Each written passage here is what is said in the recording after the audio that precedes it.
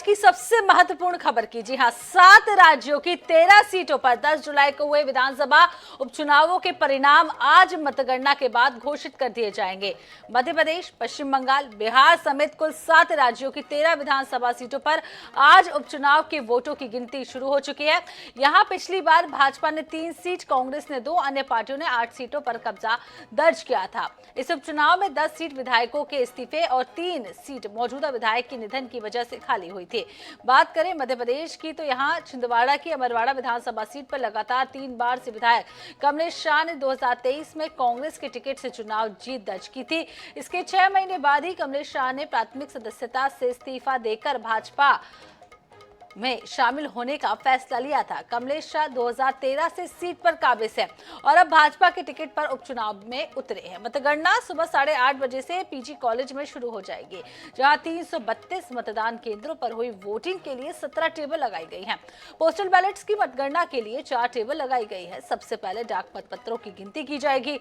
कुल 20 राउंड में काउंटिंग होगी। मतगणना शुरू होने के बाद 1 घंटे बाद रुझान आना भी शुरू हो जाएंगे। तो उपचुनाव की जंग है ये। उत्तराखंड की 2 सीटों पर भी आज मतगणना हो रही है। पंजाब की 1 सीट और हिमाचल की 3 सीट पर मतगणना हो रही है। इसके अलावा बिहार की 1 सीट, मध्य प्रदेश की 1 सीट और तमिलनाडु की भी 1 सीट पर मतगणना हो रही है। सभी सीटों पर उपचुनाव हुए थे। 10 तारीख थी, 10 जुलाई को वोटिंग की प्रक्रिया अपनाई गई थी और आपको बता दें आज परिणाम आ जाएंगे। तो 7 राज्यों की 13 ऐसी सीटें हैं जिन पर उपचुनाव हुए थे और सभी 13 सीटों पर आज परिणाम आ जाएंगे। हम बात करें मध्य प्रदेश की तो छिंदवाड़ा की अमरवाड़ा विधानसभा सीट है। काउंटिंग शुरू होने वाली है। सुबह 8:30 बजे से 20 राउंड में मतगणना होगी। काफी महत्वपूर्ण ये सीट है क्योंकि आपको बता दें जो बीजेपी से ये प्रत्याशी है कमलेश शाह, वो 2013 से यहाँ पर कांग्रेस के विधायक रहे हैं। छिंदवाड़ा यानी कि दिग्विजय सिंह का गढ़ इसे कहा जाता है। उसके बाद जैसे ही विधानसभा चुनाव संपन्न हुआ और कांग्रेस से विधायक बने अमरवाड़ा सीट पर, उन्होंने 6 महीने बाद तत्काल पार्टी छोड़ भारतीय जनता पार्टी का दामन थाम लिया। उसके बाद जब उपचुनाव की स्थिति उत्पन्न हुई और अमरवाड़ा से आपको बता दें भारतीय जनता पार्टी ने भी कमलेश शाह को ही चुनावी मैदान में उतारा। हालांकि यहाँ पर त्रिकोणीय मुकाबला देखने को मिल रहा है। भारतीय जनता पार्टी और कांग्रेस के अलावा गुंगप्पा भी काफी सक्रिय है, काफी एक्टिव है और कहीं ना कहीं वोट शेयरिंग भी हो सकती है। तो अमरवाड़ा में उपचुनाव की जंग लगातार जारी है। कौन मारेगा बाजी उपचुनाव की जंग में? 7 राज्यों में उपचुनाव की काउंटिंग जो है वो शुरू हो चुकी है। 13 विधानसभा सीटों के नतीजे आज आ जाएंगे। तो आपको बता दें कि बीजेपी, कांग्रेस और गोंडवाना गणतंत्र पार्टी के बीच में यहाँ मुकाबला देखने को मिलेगा। अमरवाड़ा की ये जंग है और 8:30 बजे से काउंटिंग शुरू हो जाएगी और पीजी कॉलेज में ये काउंटिंग की शुरुआत है। 332 ऐसी सीटें हैं जिनको लेकर अलग अलग का टेबल बनाई गई हैं। 20 टेबलों पर ये काउंटिंग होगी। तो मध्य प्रदेश में भी आपको बता दें उपचुनाव की जंग, पहले पोस्टल बैलेट की गिनती होगी और उसके बाद उपचुनाव की जंग में आपको बता दें कौन मारेगा बाजी, इस पर भी नजर बना के रखनी होगी। तो अमरवाड़ा से आज सबकी नजर टिकी हुई है। छिंदवाड़ा सीट के अंदर आपको बता दें अमरवाड़ा विधानसभा सीट आती है और काफी यहाँ पर कांग्रेस का वर्चस्व इस सीट पर देखने को मिला। चूंकि 2013 से यहाँ पर कांग्रेस का ही विधायक रहा है, यानी कि कमलेश शाह 2013 से इस सीट से विधायक बनकर जीतते आ रहे, कांग्रेस की तरफ से जीतते आ रहे। लेकिन इस बार मुकाबला दिलचस्प इसलिए हो गया है क्योंकि जब उपचुनाव हुए हैं तो उन्होंने कांग्रेस नहीं बल्कि भारतीय जनता पार्टी की तरफ से उम्मीदवार बनकर चुनाव लड़ा। अब देखना होगा कि नतीजे किस ओर आते हैं। चूंकि अब ये देखने वाली बात है कि जनता पार्टी को देखकर वोट देती है या प्रत्याशी को देखकर।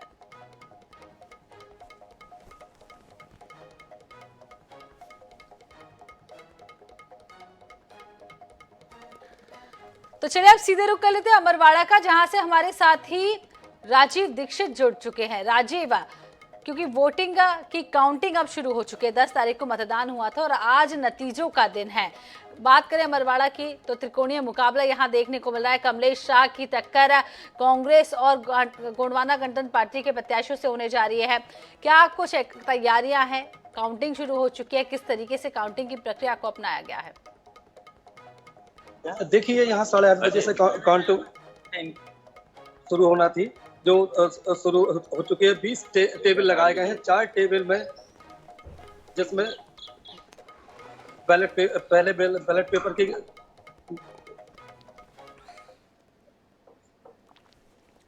साउंड सही नहीं है। तकनीकी वजह से हम संपर्क नहीं कर पा रहे हैं, एक बार फिर से जोड़ने की कोशिश करेंगे। तो अमरवाड़ा उपचुनाव की काउंटिंग कुछ ही देर में शुरू होगी। 8:30 बजे का समय है, यानी कि अब कुछ ही देर में काउंटिंग शुरू होने वाली है और 20 राउंड में ये मतगणना होगी। पहले पोस्टल बैलेट पेपर की गिनती की जाएगी। तो आपको ये भी बता दें कि यहाँ 332 मतदान केंद्रों पर वोटिंग हुई, जिसके लिए अब 20 टेबल बनाई गई हैं और पोस्टल बैलेट की मतगणना के लिए 4 टेबल बनाई गई हैं।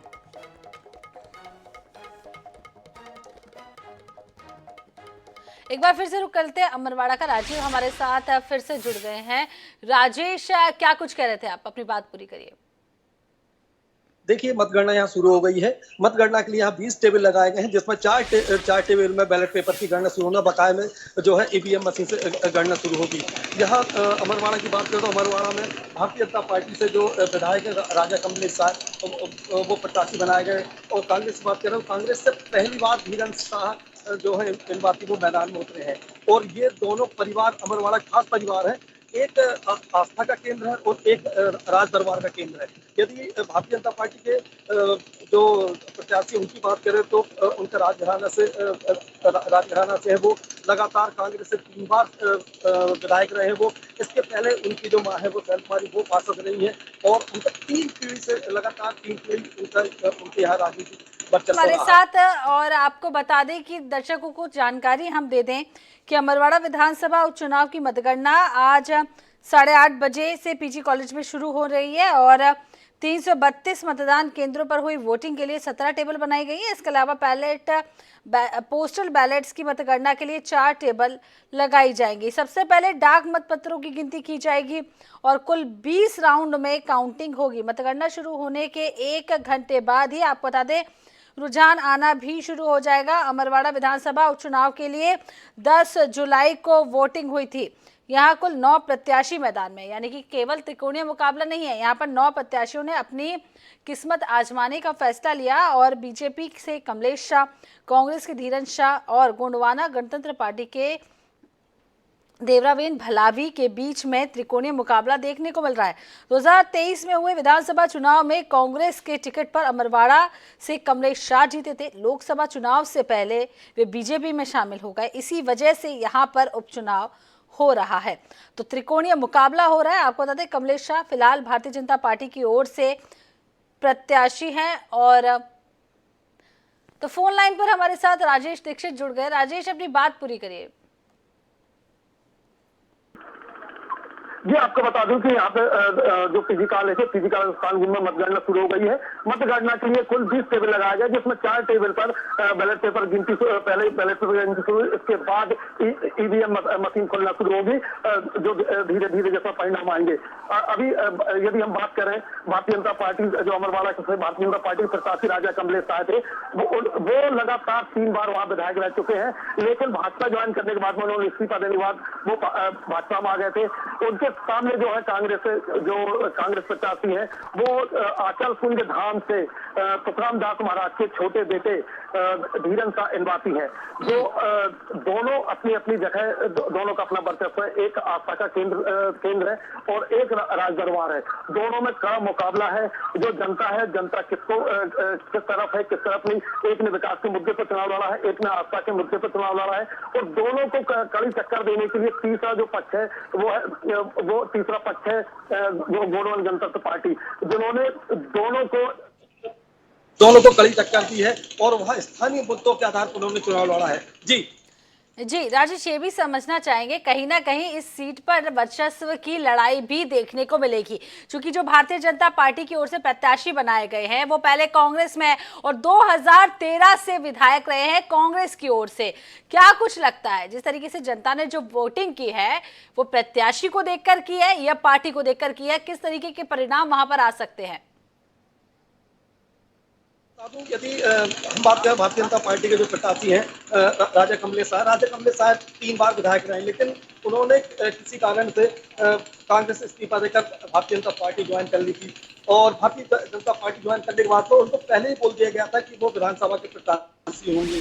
तो इस तरह भारतीय जनता पार्टी की जो साख है वो दांव पर लगी हुई है। और भारतीय जनता पार्टी की तरफ से 4 बार जो प्रदेश मुखिया है डॉक्टर मोहन यादव वो खुद यहाँ आ चुके हैं। उसके अलावा भारतीय जनता पार्टी के आधा दर्जन से अधिक नेता यहाँ डेरा डाले हुए थे, क्योंकि उनकी साख दांव पर लगी हुई थी। यदि हम कांग्रेस की बात करें तो कांग्रेस के जो प्रत्याशी हैं धीरन शाह, वो कमलनाथ के करीबी माने जाते। एक दूसरी तरफ कमलनाथ की साख पर लगी हुई है। इस तरह दोनों पार्टी की साख पर लगी हुई है। जो राजा कमलेश शाह है वो राजा है, दरबार उनकी राजघराने से संबंध रखते हैं, उनकी 13वीं पीढ़ी से है वो। तो हम बात करें तो उनका अपना एक वर्चस्व है। जी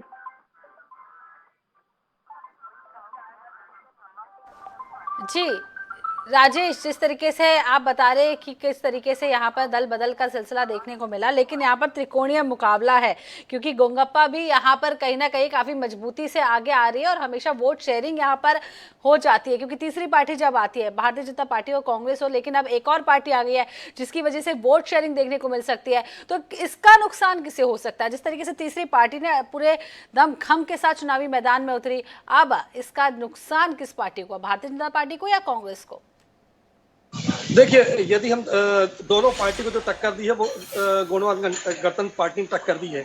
यदि गोंडवाना गणतंत्र पार्टी को जो अधिक वोट मिलते हैं तो उसका नुकसान कांग्रेस को भुगतना पड़ सकता है। यदि कम वोट मिलेंगे तो उसका नुकसान भारतीय जनता पार्टी को भुगतना पड़ेगा। हालांकि भारतीय जनता पार्टी का अपना वोट बैंक है, कांग्रेस का अपना वोट बैंक है, और जो गोंडवाना पार्टी है, गोंडवाना पार्टी का उदय यहीं से है। तो इस तरह जो आदिवासी वोट बैंक है वो 3 भागों में बटा हुआ है। जो सामान्य वोट है वो भारतीय जनता पार्टी की तरफ है, जो पिछड़ा वोट है वो भारतीय जनता पार्टी की तरफ है। इस तरह देखा जाए तो जो भारतीय जनता पार्टी की यहाँ स्थिति है वो काफी मजबूत दिख रही है। हालांकि टक्कर कांग्रेस भी दे रही है, लेकिन कांग्रेस कितना टक्कर दे पाती है या ये भारतीय जनता पार्टी का और कांग्रेस का खेल गोंडवाना कितना बिगाड़ पाती है, अब ये कुछ देर में परिणाम से साबित हो जाएगा। जी राजेश, ये भी समझना चाहेंगे कि केवल 3 उम्मीदवार नहीं है, 9 उम्मीदवारों के बीच में अमरवाड़ा विधानसभा उपचुनाव में वोटिंग हुई है। तो 9 उम्मीदवार ऐसे हैं जो चुनावी मैदान में हैं। इन 3 के अलावा कोई ऐसा नाम है जो महत्वपूर्ण हो, जहां पर वोट शेयरिंग का फर्क पड़ सकता है?